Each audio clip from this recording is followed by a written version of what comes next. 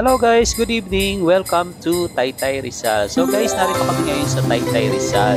Actually, hati ko lang sana sa work ng aking partner. Nakita namin na maganda yung design ng pagkakagawa dito sa may bagong palengke ng Taytay guys. Sa tabi ng Jollibee at McDonald's. So yan guys, bumaba muna kami dahil maaga pa naman. So pumunta kami at para tingnan namin kung maganda yung kanilang mga decoration. So yan guys, free lang po ang magpunta rito guys. Ang tawag ko pala dito sa kanilang decoration ay Taytay Foods Bazaar. So yan guys, tuwing gabi lang po nila ito binubuksan. So yan, kung makikita nyo, napakaganda ng pagkakagawa.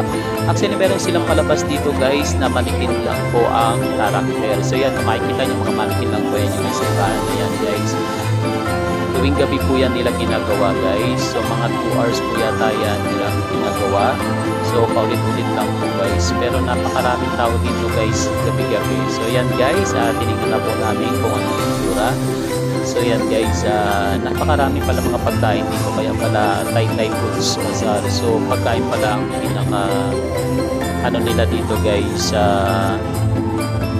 punto. So yan guys, may mga mask nga pala dito guys. Kung makikita nyo, nagpa-picture ako sa mask ko. Yan po yung mga pagkain nila dito sa Taytay Foods Bazaar. Halos napakarami po at mamimili na lang kayo kung ano gusto nyo pagkain. So halos lahat po ay narito na guys. So yan guys, pagkatapos namin dyan ay kumain kami dyan ng meron kami nakitang pasta dyan guys. Only 100 pesos, dalawa na po siya guys. Then bumili rin kami ng inumin na palamig na yan. So 70 pesos and 60 pesos po ang bawat isa niyan guys.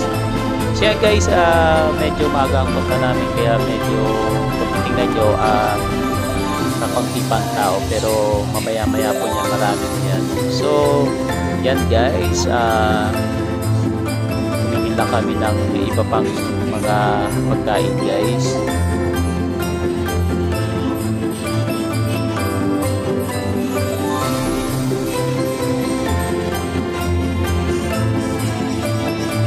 So yan guys, sabi ko sa aking mother,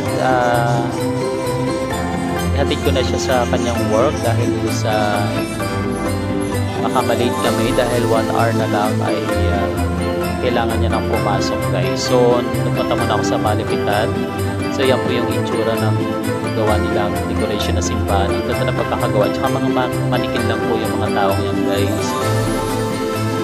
So yan guys, kung titingnan, napakaganda ng pagkakagawa nila. Sakto naman po napauwi na kami nang biglang nagkaroon ng fireworks. So yan, bago kami umalis, tinignan po muna namin dahil ang ganda po ng mga ilaw sa fireworks nila guys. So blessing na pagpunta namin dito guys kasi may fireworks. So maraming salamat sa panonood guys. Thank you.